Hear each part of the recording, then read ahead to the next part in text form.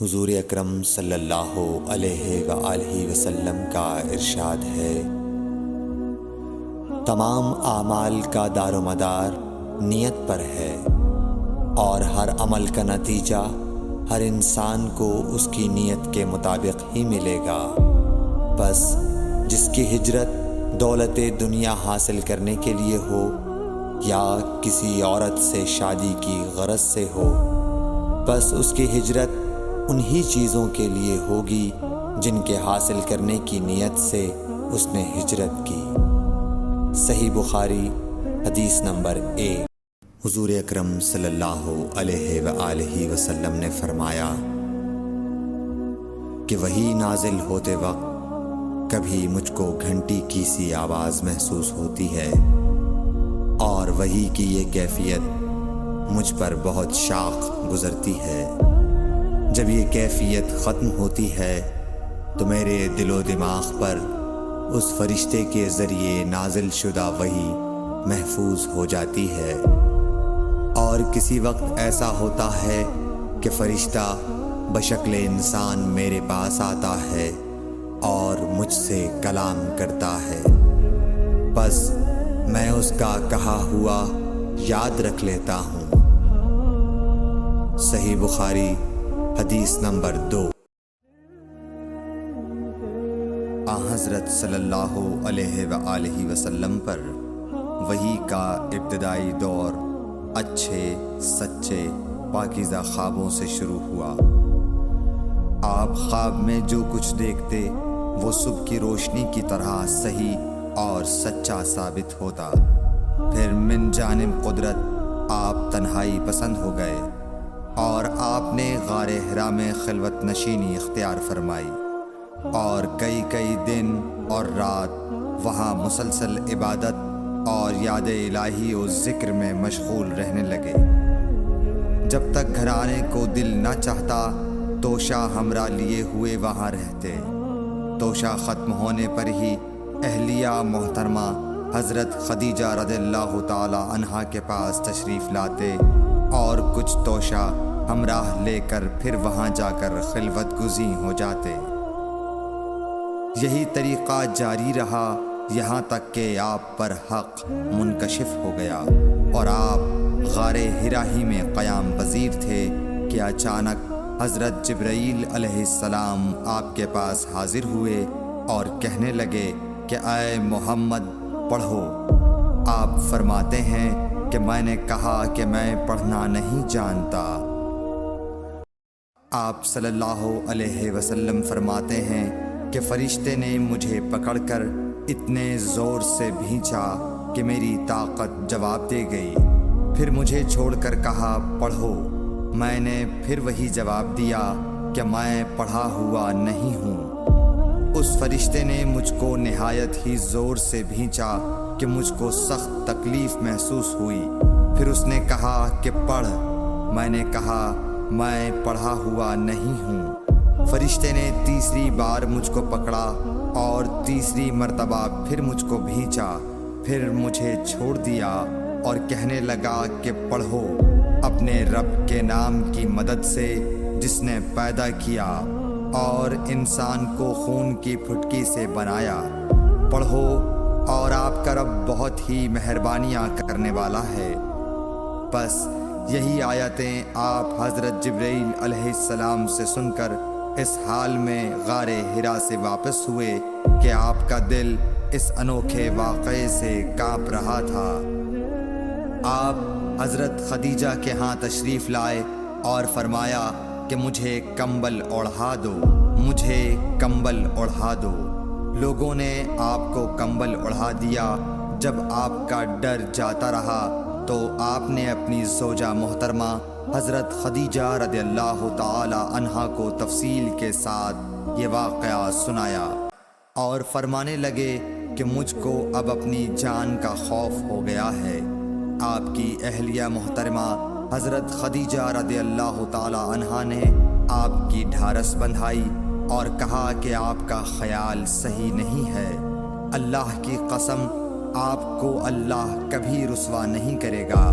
آپ تو اخلاق فاضلہ کے مالک ہیں۔ آپ تو کنبہ پرور ہیں، بے کسوں کا بوجھ اپنے سر پر رکھتے ہیں، مفلسوں کے لیے آپ کماتے ہیں، مہمان نوازی میں آپ بے مثال ہیں، اور مشکل وقت میں آپ امر حق کا ساتھ دیتے ہیں۔ ایسے اوصاف حسنہ والا انسان یوں بے وقت ذلت و خواری کی موت نہیں پا سکتا۔ پھر مزید تسلی کے لیے حضرت خدیجہ رضی اللہ تعالی عنہا آپ کو ورقہ بن نوفل کے پاس لے گئیں، جو ان کے چچا زاد بھائی تھے اور زمانہ جاہلیت میں نصرانی مذہب اختیار کر چکے تھے اور عبرانی زبان کے کاتب تھے۔ چنانچہ انجیل کو بھی حسب منشائے خداوندی عبرانی زبان میں لکھا کرتے تھے۔ انجیل سریانی زبان میں نازل ہوئی تھی، پھر اس کا ترجمہ عبرانی زبان میں ہوا۔ ورقہ اسی کو لکھتے تھے۔ وہ بہت بوڑھے ہو گئے تھے، یہاں تک کہ ان کی بینائی بھی رخصت ہو چکی تھی۔ حضرت خدیجہ رضی اللہ تعالی عنہا نے ان کے سامنے آپ کے حالات بیان کیے اور کہا کہ اے چچا زاد بھائی، اپنے بھتیجے محمد صلی اللہ علیہ وسلم کی زبانی ذرا ان کی کیفیت سن لیجئے۔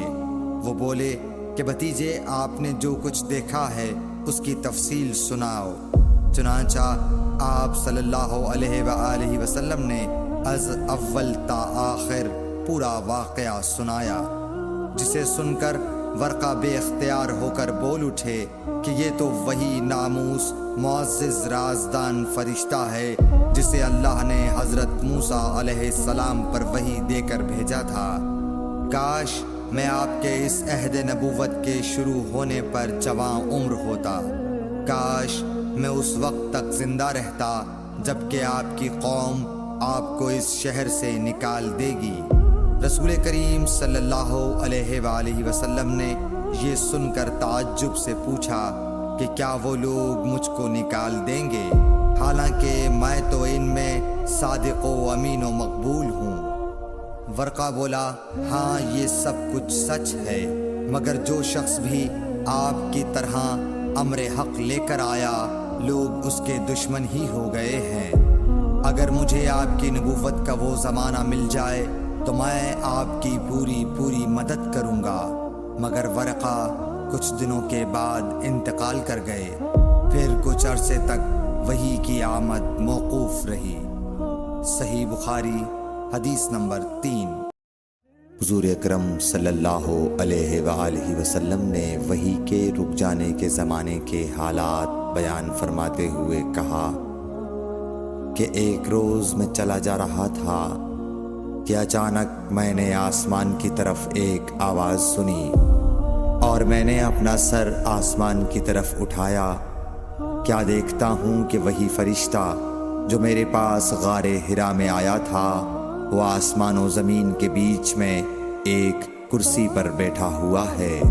میں اس سے ڈر گیا اور گھر آنے پر میں نے پھر کمبل اوڑھنے کی خواہش ظاہر کی۔ اس وقت اللہ پاک کی طرف سے یہ آیات نازل ہوئیں، اے لحاف اوڑھ کر لیٹنے والے، اٹھ کھڑا ہو اور لوگوں کو عذاب الہی سے ڈرا، اور اپنے رب کی بڑائی بیان کر، اور اپنے کپڑوں کو پاک صاف رکھ اور گندگی سے دور رہ۔ اس کے بعد وہی تیزی کے ساتھ پے در پے آنے لگی۔ صحیح بخاری حدیث نمبر 4۔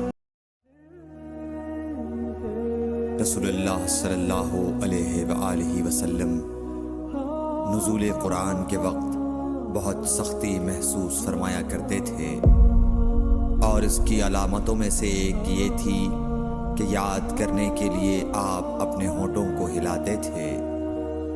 ابن عباس رضی اللہ تعالیٰ عنہ نے کہا، میں اپنے ہونٹوں کو ہلاتا ہوں جس طرح آپ ہلاتے تھے۔ سعید کہتے ہیں، میں بھی اپنے ہونٹ ہلاتا ہوں جس طرح ابن عباس رضی اللہ تعالیٰ عنہ کو میں نے ہلاتے دیکھا۔ پھر انہوں نے اپنے ہونٹ ہلائے۔ ابن عباس رضی اللہ تعالیٰ عنہ نے کہا، پھر یہ آیت اتری کہ اے محمد، قرآن کو جلد جلد یاد کرنے کے لیے اپنی زبان نہ ہلاؤ، اس کا جمع کر دینا اور پڑھا دینا ہمارا ذمہ ہے۔ حضرت ابن عباس رضی اللہ تعالی عنہ کہتے ہیں، یعنی قرآن آپ صلی اللہ علیہ وآلہ وسلم کے دل میں جما دینا اور پڑھا دینا ہمارے ذمہ ہے۔ پھر جب ہم پڑھ چکے تو اس پڑھے ہوئے کی اتباع کرو۔ ابن عباس رضی اللہ تعالی عنہ فرماتے ہیں، اس کا مطلب یہ ہے آپ اس کو خاموشی کے ساتھ سنتے رہو، اس کے بعد مطلب سمجھا دینا ہمارے ذمہ ہے۔ پھر یقیناً یہ ہماری ذمہ داری ہے کہ آپ اس کو پڑھو، یعنی اس کو محفوظ کر سکو۔ چنانچہ اس کے بعد جب آپ کے پاس حضرت جبرائیل علیہ السلام وحی لے کر آتے تو آپ توجہ سے سنتے، جب وہ چلے جاتے تو رسول اللہ صلی اللہ علیہ وسلم اس وحی کو اس طرح پڑھتے جس طرح حضرت جبرائیل علیہ السلام نے اسے پڑھا تھا۔ صحیح بخاری حدیث نمبر 5۔ رسول اللہ صلی اللہ علیہ وآلہ وسلم سب لوگوں سے زیادہ جواد سخی تھے، اور رمضان میں دوسرے اوقات کے مقابلے میں جب جبرائیل علیہ السلام آپ صلی اللہ علیہ وآلہ وسلم سے ملتے بہت ہی زیادہ جود و کرم فرماتے۔ جبرائیل علیہ السلام رمضان کی ہر رات میں آپ صلی اللہ علیہ وآلہ وسلم سے ملاقات کرتے اور آپ کے ساتھ قرآن کا دورہ کرتے۔ غرض حضرت صلی اللہ علیہ وآلہ وسلم لوگوں کو بھلائی پہنچانے میں بارش لانے والی ہوا سے بھی زیادہ جود و کرم فرمایا کرتے تھے۔ صحیح بخاری حدیث نمبر 6۔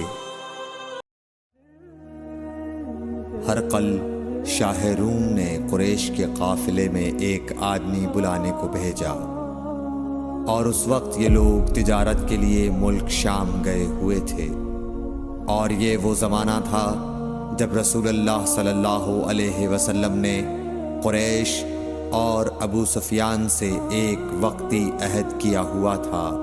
جب ابو سفیان اور دوسرے لوگ ہرقل کے پاس ایلیا پہنچے جہاں ہرقل نے دربار طلب کیا تھا، اس کے گرد روم کے بڑے بڑے لوگ، علماء، وزراء و امراء بیٹھے ہوئے تھے۔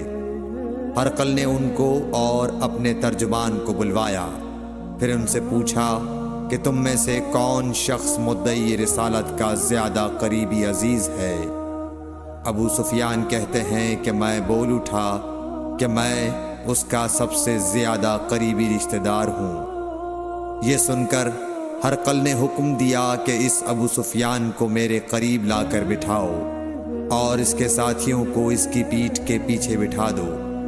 پھر اپنے ترجمان سے کہا کہ ان لوگوں سے کہہ دو کہ میں ابو سفیان سے اس شخص یعنی محمد صلی اللہ علیہ وسلم کے حالات پوچھتا ہوں، اگر یہ مجھ سے کسی بات میں جھوٹ بول دے تو تم اس کا جھوٹ ظاہر کر دینا۔ ابو سفیان کا قول ہے کہ خدا کی قسم اگر مجھے یہ غیرت نہ آتی کہ یہ لوگ مجھ کو جھٹلائیں گے تو میں آپ صلی اللہ علیہ وسلم کی نسبت ضرور غلط گوئی سے کام لیتا۔ خیر، پہلی بات جو ہرقل نے مجھ سے پوچھی وہ یہ کہ اس شخص کا خاندان تم لوگوں میں کیسا ہے؟ میں نے کہا وہ تو بڑے اونچے عالی نسب والے ہیں۔ کہنے لگا اس سے پہلے بھی کسی نے تم لوگوں میں ایسی بات کہی تھی؟ میں نے کہا نہیں۔ کہنے لگا اچھا اس کے بڑوں میں کوئی بادشاہ ہوا ہے؟ میں نے کہا نہیں۔ پھر اس نے کہا بڑے لوگوں نے اس کی پیروی اختیار کی ہے یا کمزوروں نے؟ میں نے کہا نہیں، کمزوروں نے۔ پھر کہنے لگا اس کے تابعدار روز بڑھتے جاتے ہیں یا کوئی ساتھی پھر بھی جاتا ہے؟ میں نے کہا نہیں۔ کہنے لگا کیا اپنے اس دعوی نبوت سے پہلے کبھی کسی بھی موقع پر اس نے جھوٹ بولا ہے؟ میں نے کہا نہیں، اور اب ہماری اس سے صلح کی ایک مقررہ مدت ٹھہری ہوئی ہے، معلوم نہیں وہ اس میں کیا کرنے والا ہے۔ ابو سفیان کہتے ہیں میں اس بات کے سوا اور کوئی جھوٹ اس گفتگو میں شامل نہ کر سکا۔ ہرقل نے کہا کیا تمہاری اس سے کبھی لڑائی بھی ہوئی ہے؟ اور میں نے تم سے کہا کہ وہ تم سے کس چیز کے لیے کہتے ہیں؟ تم نے کہا کہ وہ ہمیں حکم دیتے ہیں کہ اللہ کی عبادت کرو، اس کے ساتھ کسی کو شریک نہ ٹھہراؤ، اور تمہیں بتوں کی پرستش سے روکتے ہیں، سچ بولنے اور پرہیزگاری کا حکم دیتے ہیں۔ لہٰذا اگر یہ باتیں جو تم کہہ رہے ہو سچ ہیں تو ان قریب وہ اس جگہ کا مالک ہو جائے گا کہ جہاں میرے یہ دونوں پاؤں ہیں۔ مجھے معلوم تھا کہ وہ پیغمبر آنے والا ہے، مگر مجھے یہ معلوم نہیں تھا کہ وہ تمہارے اندر ہوگا۔ اگر میں جانتا کہ اس تک پہنچ سکوں گا تو اس سے ملنے کے لیے ہر تکلیف گوارا کرتا۔ اگر میں اس کے پاس ہوتا تو اس کے پاؤں دھوتا۔ ہرقل نے رسول اللہ صلی اللہ علیہ وسلم کا وہ خط منگایا جو آپ نے وحیہ کلبی رضی اللہ تعالیٰ عنہ کے ذریعے حاکم بصرہ کے پاس بھیجا تھا، اور اس نے وہ ہرقل کے پاس بھیج دیا تھا۔ پھر اس کو پڑھا تو اس میں لکھا تھا، اللہ کے نام کے ساتھ جو نہایت مہربان اور رحم والا ہے۔ اللہ کے بندے اور اس کے پیغمبر محمد صلی اللہ علیہ وسلم کی طرف سے یہ خط ہے شاہ روم کے لیے۔ اس شخص پر سلام ہو جو ہدایت کی پیروی کرے۔ اس کے بعد میں آپ کے سامنے دعوت اسلام پیش کرتا ہوں۔ اگر آپ اسلام لے آئیں گے تو دین و دنیا میں سلامتی نصیب ہوگی، اللہ آپ کو دوہرا ثواب دے گا، اور اگر آپ میری دعوت سے روگردانی کریں گے تو آپ کی رعایا کا گناہ بھی آپ ہی پر ہوگا۔ اور اے اہل کتاب، ایک ایسی بات پر آ جاؤ جو ہمارے اور تمہارے درمیان یکساں ہے، وہ یہ کہ ہم اللہ کے سوا کسی کی عبادت نہ کریں اور کسی کو اس کا شریک نہ ٹھہرائیں، اور نہ ہم میں سے کوئی کسی کو خدا کے سوا اپنا رب بنائے۔ پھر اگر وہ اہل کتاب اس کتاب سے منہ پھیر لیں تو مسلمانوں، تم ان سے کہہ دو کہ تم مانو یا نہ مانو، ہم ایک خدا کے اطاعت گزار ہیں۔ ابو سفیان کہتے ہیں، جب ہرقل نے جو کچھ کہنا تھا کہہ دیا اور خط پڑھ کر فارغ ہوا تو اس کے ارد گرد بہت شور و غوغا ہوا، بہت سی آوازیں اٹھیں اور ہمیں باہر نکال دیا گیا۔ تب میں نے اپنے ساتھیوں سے کہا کہ ابو کبشہ کے بیٹے حضرت صلی اللہ علیہ وسلم کا معاملہ تو بہت بڑھ گیا۔ دیکھو تو اس سے بنی اصفر روم کا بادشاہ بھی ڈرتا ہے۔ مجھے اس وقت سے اس بات کا یقین ہو گیا کہ حضور صلی اللہ علیہ وسلم ان قریب غالب ہو کر رہیں گے، حتیٰ کہ اللہ نے مجھے مسلمان کر دیا۔ راوی کا بیان ہے کہ ابن ناطور ایلیا کا حاکم ہرقل کا مصاحب اور شام کے نصارہ کا لاٹ پادری بیان کرتا تھا کہ ہرقل جب ایلیا آیا ایک دن صبح کو پریشان اٹھا تو اس کے درباریوں نے دریافت کیا کہ آج ہم آپ کی حالت بدلی ہوئی پاتے ہیں، کیا وجہ ہے؟ ابن ناطور کا بیان ہے کہ ہرقل نجومی تھا، علم نجوم میں وہ پوری مہارت رکھتا تھا۔ اس نے اپنے ہم نشینوں کو بتایا کہ میں نے آج رات ستاروں پر نظر ڈالی تو دیکھا کہ ختنہ کرنے والوں کا بادشاہ ہمارے ملک پر غالب آ گیا ہے۔ بھلا اس زمانے میں کون لوگ ختنہ کرتے ہیں؟ انہوں نے کہا کہ یہود کے سوا کوئی ختنہ نہیں کرتا، سو ان کی وجہ سے پریشان نہ ہوں۔ سلطنت کے تمام شہروں میں یہ حکم لکھ بھیجیے کہ وہاں جتنے یہودی ہوں سب قتل کر دیے جائیں۔ وہ لوگ انہی باتوں میں مشغول تھے کہ ہرقل کے پاس ایک آدمی لایا گیا جسے شاہ غسان نے بھیجا تھا۔ اس نے رسول اللہ صلی اللہ علیہ وسلم کے حالات بیان کیے۔ جب ہرقل نے سارے حالات سن لیے تو کہا کہ جا کر دیکھو وہ ختنہ کیے ہوئے ہے یا نہیں۔ انہوں نے اسے دیکھا تو بتلایا کہ وہ ختنہ کیا ہوا ہے۔ ہرقل نے جب اس شخص سے عرب کے بارے میں پوچھا تو اس نے بتلایا کہ وہ ختنہ کرتے ہیں۔ تب ہرقل نے کہا کہ یہی محمد صلی اللہ علیہ وسلم اس امت کے بادشاہ ہیں جو پیدا ہو چکے ہیں۔ پھر اس نے اپنے ایک دوست کو رومیہ خط لکھا، اور وہ بھی علم نجوم میں ہرقل کی طرح ماہر تھا۔ پھر وہاں سے ہرقل حمص چلا گیا۔ ابھی حمص سے نکلا نہیں تھا کہ اس کے دوست کا خط اس کے جواب میں آ گیا۔ اس کی رائے بھی حضور صلی اللہ علیہ وسلم کے ظہور کے بارے میں ہرقل کے موافق تھی کہ محمد صلی اللہ علیہ وسلم واقعی پیغمبر ہیں۔ اس کے بعد ہرقل نے روم کے بڑے آدمیوں کو اپنے حمص کے محل میں طلب کیا اور اس کے حکم سے محل کے دروازے بند کر لیے گئے۔ پھر وہ اپنے خاص محل سے باہر آیا اور کہا، اے روم والو، کیا ہدایت اور کامیابی میں کچھ حصہ تمہارے لیے بھی ہے؟ اگر تم اپنی سلطنت کی بقا چاہتے ہو تو پھر اس نبی صلی اللہ علیہ وسلم کی بیعت کر لو اور مسلمان ہو جاؤ۔ یہ سننا تھا کہ پھر لوگ وحشی گدھوں کی طرح دروازوں کی طرف دوڑے، مگر انہیں بند پایا۔ آخر جب ہرقل نے اس بات سے ان کی یہ نفرت دیکھی اور ان کے ایمان لانے سے مایوس ہو گیا تو کہنے لگا کہ ان لوگوں کو میرے پاس لاؤ۔ جب وہ دوبارہ آئے تو اس نے کہا، میں نے جو بات کہی تھی اس سے تمہاری دینی پختگی کی آزمائش مقصود تھی، سو وہ میں نے دیکھ لی۔ تب یہ بات سن کر وہ سب کے سب اس کے سامنے سجدے میں گر پڑے اور اس سے خوش ہو گئے۔ بالآخر ہرقل کی آخری حالت یہی رہی۔ صحیح بخاری حدیث نمبر 7۔